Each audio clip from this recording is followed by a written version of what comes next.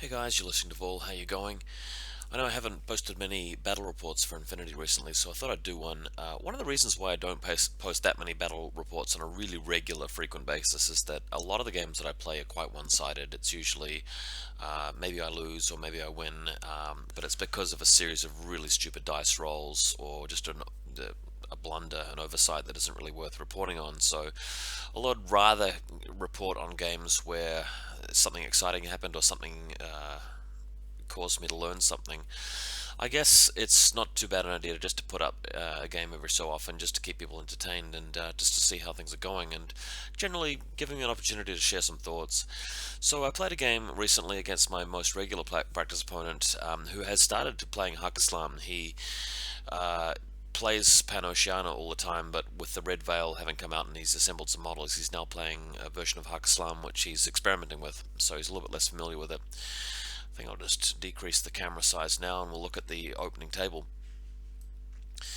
So I've bought a new battle mat now, hooked up from the guys from Toy Soldier Imports over in Australia. Really happy with it. It really fits the warehouse sort of theme of my table. And we are playing the mission engineering deck. So you can see here we've got the objective room with the box in the middle counting as that objective, plus these blue objective markers in a square around them. With engineering deck, we've now sort of come to a consensus within our community that the objectives themselves really should provide some cover, because if you want to go on and actually press the button, it's better to actually have a little bit of cover there. So we treat them like models that are a Silhouette 3 size, the same size as like a sensor bot from say Pan-Oceania or WuMing. So that's what's going on here, but this is a view from one of the deployment zones, and having a look here, I'm playing Imperial Service, my favorite faction in the game. Playing here with this one, and you can see two cards for the classifieds, just to spread the Guangxi out and keep them to the side so they're away from the long fire lanes through the center. The WuMing, who are sort of half painted at this point, they are now painted, but at the time of this game they're still there. The WuMing list that I run, and I'll just grab it. I'll grab the actual list here. Where are we? So this is not the actual list that I was using in the game that we're about to witness, but what I do prefer to run is the heavy machine gun guy. So probably have zoomed in a little bit too much here. What's a good point of view? Maybe that. So I run the HMG, the two boarding shotguns with forward observer, the Panzerfaust, and the Zanying missile launcher. I think that most people that I've seen prefer the WuMing with heavy rocket launcher, and I can understand why. If he's in an aero situation, trading off with other people, he's got the extra wound and he's got more armor.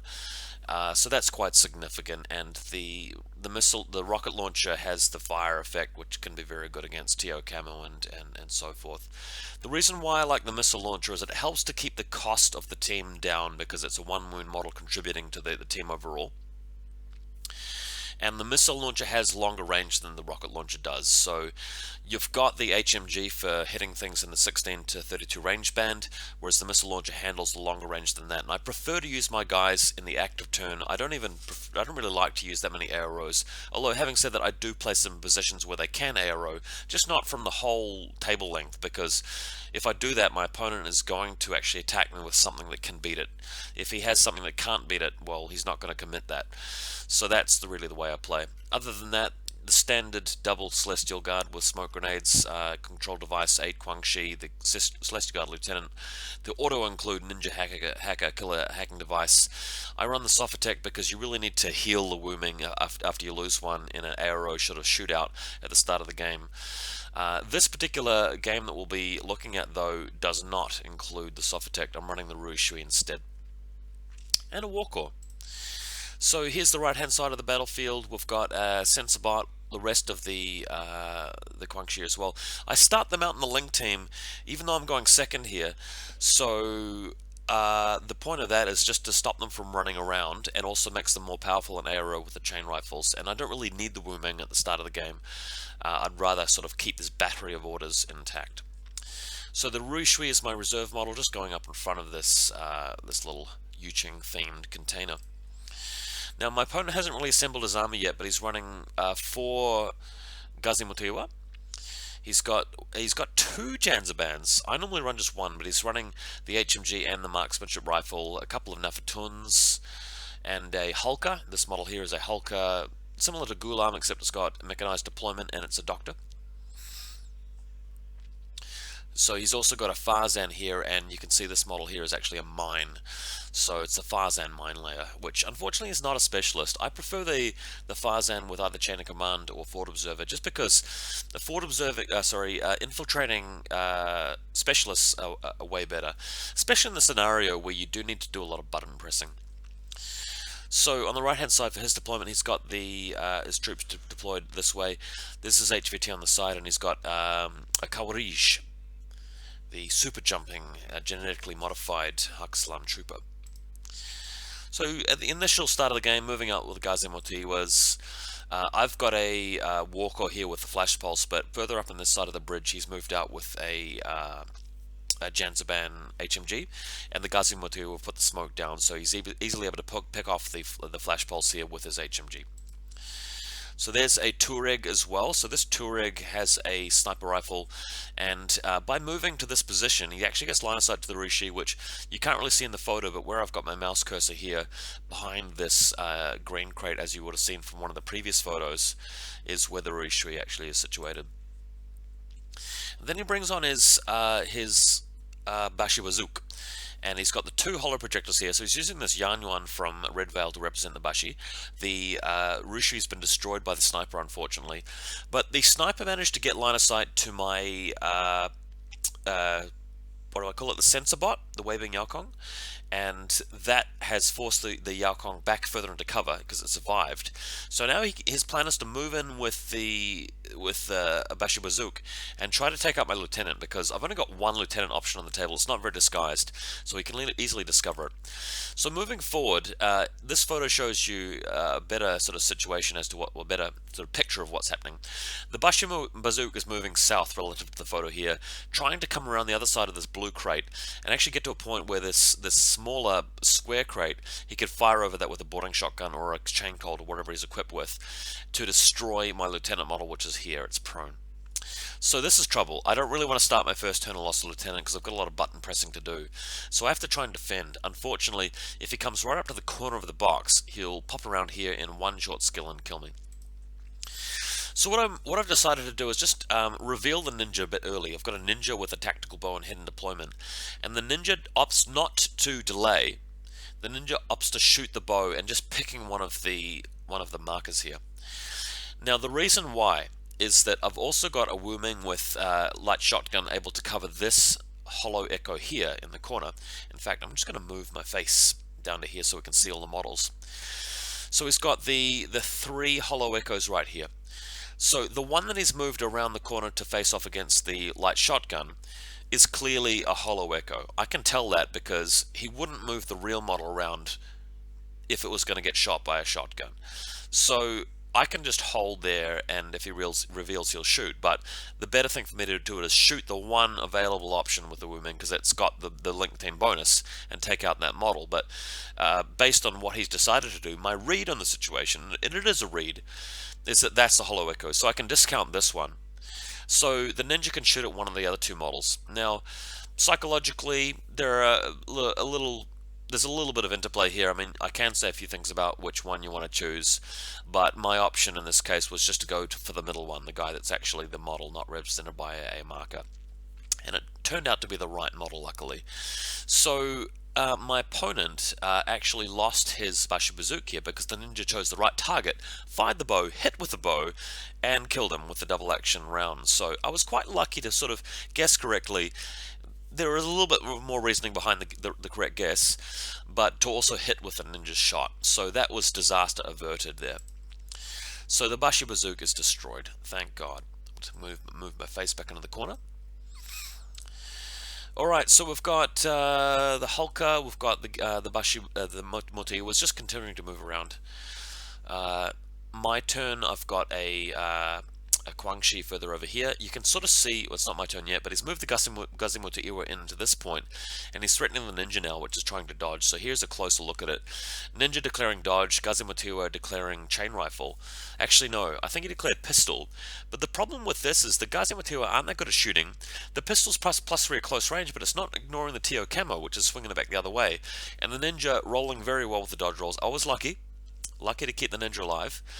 But eventually he does actually isolate me after several attempts, and the ninja winds up being isolated once he brings the second Gazimuto Iwa in as well. So on my side of the table, I've still got the whole WuMing link up and active. So what happened here is I actually moved around with the HMG and fired at the Tuareg. The Tuareg, sadly, rolls a hit. He needs like 10s or 11s to hit at that range. I needed 10s on 5 dice, and he still beat me. Kind of frustrating, but took 1 wound, and then the second attempt destroyed him. Further on, I've got a Quangshi moving into position to try and clear out this Gazimuto Iwa, which was threatening the ninja. So with a little bit of trading and chain rifles, eventually that was achieved. I've also got the Quangshi control device with the Celestial Guard moving out along the bridge here with its combi rifle to fire at the Gazimuto Iwa in the distance, where I'm pointing the mouse cursor there. Ninja, on the other hand, is isolated, so I do get 1 order to spin on it. That's the irregular order that the ninja itself creates. So what I was able to do here is move not quite past the corner here where this green hollow projected sort of display is, but move next to it, force a chain facing arrow or reset, and the ninja now moves around the corner, avoiding the chain rifle and into close combat where it's more effective. It also helps to keep it alive, and this negates the Gazimuto Iwa because, correct me if I'm wrong, and I may be wrong about this, I believe that you can't use the jammer on other targets while you're already in close combat, and there's no point jammering the ninja because it's already isolated. So now moving forward, this guy is the boarding shotgun guy who's the forward observer, presses the button after 1 attempt, second attempt works, and picking up a point on that objective. And then on the other side, left-hand side of the table, we've got a Celestial Guard control device moving, standing up and going to suppression fire. I use the dice, marking a 3 because it can shoot 3 times in the reactive turn. All of the Quangshi, of course, moving forward impetuously. Over here, I'm just resetting some AROs now, so it's the second turn of the game. We're sort of starting to progress into the game where I start to use AROs more and more. I don't really like them in the first turn, but now with the missile launcher, if he does attack me with the Janzaban HMG, he will need 12s to hit on 4 dice. I'll need 15s to hit on 2 dice, so it's quite dangerous for him to attack me at this stage. And if he's spending orders attacking me, he's not spending as many orders capturing the objectives, and he hasn't gotten in his first turn. So that's why I am making this play, because I'm up on points at this point. Pun intended. Alright. In his turn, he activates the Gazimuto Iwa, which is in combat with the ninja because it's impetuous. It has to, so the ninja kills him with the sword. Then he moves the other Gazimuto Iwa with the chain rifle, and the ninja dodges again, getting a critical dodge. So an extremely lucky and very agile ninja. Also, on the other side of the table, he does throw a smoke grenade with his other Gazimuto Iwa. This allows the Janzaban with HMG in this position to fire over, as you can see from the bridge and the building you might recognize from the other photos, where the link team is with the missile launcher. So he fires the HMG. He wins the face-to-face roll, importantly, with 4 dice. I think I took 1 armor save and I passed it. So luckily, the missile launcher survives. I had to make quite a sort of a mindful, thoughtful decision about whether to keep AROing back at him or to duck into cover. And I felt like job sort of done. He's obviously committed to it. He's spent the order, well, the impetuous order smoking down. He's moving the HMG. He's going to have to spend another order hiding with it, otherwise he's going to die. So I've achieved what I wanted to. The missile launcher goes prone again, so he's going to have to sort of try something else to defeat the link team. And now I've still got 5 members, so I'm happy with that decision. On the other side, he moves out with the marksmanship rifle and just providing a bit of an arrow here. We also have the Celestial Guard with control device in the background, and he does try to destroy me, but unfortunately I get lucky again and pass the armor saves and survive. The ninja still holding out against the Gazimotiwa. I'm dodging again. Dodging in this direction because there's a line of fire across the photo here where his marksmanship level 2, marksmanship rifle Janzaban can just move and get position to me. So I'm pulling back this way because the arc, the line of fire required, forces him to move further, so it's delaying him by doing this. So the ninja are dodging again and getting back behind the car. So the ninja just really the god of avoiding damage this game, and behind the car in the perfect spot. So realizing that he's deployed badly, the doctor moves down the staircase and tries to go towards this objective, but it takes him quite a while because he didn't deploy near enough to it. The HMG on the bridge with the Janzaban moves forward. It tries to get position to some other models, including I think some of my guys in the distance, Guangxi, Weibing, Yao Kong, but managing to, I think, survive, except for the Weibing. I lose the remote at the end of it because he's dedicated several orders to doing this. Yeah, eventually gets to a much clearer photo here. We can sort of see there's the Guangxi on the ground, there's the robot in the distance, and he is able to get some kills here with his HMG before dropping prone again. Okay, he has a Zaydan with a breaker rifle, I believe, in this position. Unfortunately, though, he's really spread his points out. He's got 2 Janzabans and the Zaydan and the Kaurish, and with the points spread out over so many sort of Hitman models, Rambo models, it's quite hard to get a lot done with them, and you sort of really suffer a little bit with your order count when you do that. So yeah, I did comment to him about that after the game, but hey, I mean, everybody's different. Sometimes those sorts of lists do work. On my side again, so we've got the Guangxi just continuing to froth their way forward with the Impetuous. The WuMing link now repositioning, so staying prone over here. He's moved his Janzaban back down to the deck, so he's not covering me. So the WuMing relocating, heading to the right, because this allows me to clear out some of the troops that he has exposed, like the Gazimotiwa. So the HMG doing some work there. It also allows me to keep moving and pick up Extreme Prejudice and Telemetry by using the Forward Observer role on the Bashibazook, which was wounded, it's unconscious, and Extreme Prejudice to take it out. So that's 2 classifieds completed in one fell swoop. Now, the WuMing continuing to move forward. You've got the Panzerfaust here, able to go after the Janzaban marksmanship rifle, which it does, so unloading the Panzerfaust. We have a boarding shotgun forward observer, which can go for this objective now, so the photo shows me moving into position and pressing the button. So I've got 2 points now, buttons pressed, he's got none, I've got the classifieds as well. So to win, he has to have more buttons pressed, so he's got to actually get both consoles pressed on his side and take the middle, but I do have last turn. So, moving over here, we've got a Krangshi, this is the HVT, he's got a Gazimotiwa over here, and they basically trade at this point in his last turn when he moves around. I also, sorry, I've forgotten to comment that I've moved the sensor bot, which didn't die. I thought that it had, but apparently it hasn't. I've moved it over to this position here where it can't be targeted by the HMG, the Janzaban HMG that is, and it's in suppression fire, so it can actually shoot through the doors of the building if he does open all the doors, and that covers the objective room, even though there's a saturation zone there. And the ninja has repositioned close to the door, so it can move in as well. So the WuMing, I've got the robot, I've got the ninja all ready to go into the room in the final turn. And of course setting up some good covering fire positions here with the missile launcher, the HMG, and the boarding shotgun, well, the light shotgun and boarding shotguns. This is actually a chain rifle WuMing, by the way.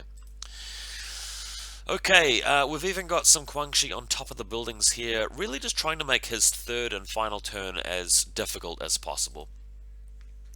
So he's got a Lieutenant Nafatun standing up and having a go at the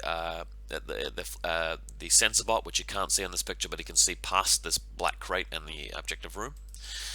He moves down the staircase with his doctor. He's only got several orders left. Fails the button press, even with willpower 14, and tries it again, and does eventually complete it. But the game basically just comes to a grinding halt here because he doesn't even have enough orders to open the room and press the button and put any models inside the room. So when it comes back to my turn, I've got 10 orders. I've already won because I've got more classifieds than he does. And to get into the room, I only have to press the button to open the door and then walk something in there, press another button to open the objective, and I get 10 points for the scenario. So I find that having second turn, if you can survive through the first bit of the game, really really is quite powerful if your opponent isn't aggressive enough to really halt you. If you guys enjoy posting on the Infinity forums or even just reading the posts, I made a post today, which is a poll. You can find it in the Infinity forums there. You can't miss it. Where I'm asking people to vote as to how you would actually play the lieutenant role off. Let's say you're in this game and you won the lieutenant role. Would you choose the table side that you liked and deploy second and ensure that you get the table side that's better? Or would you go to turn order and go first because you want to inflict damage and actually have the initiative?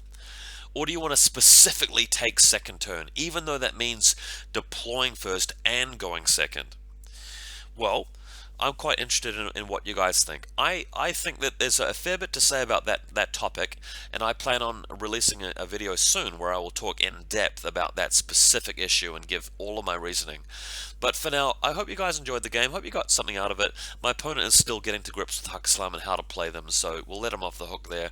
I do hope he patents this model soon. But anyway, guys, please check out the forums, post a reply if you like, and hope you enjoyed this one.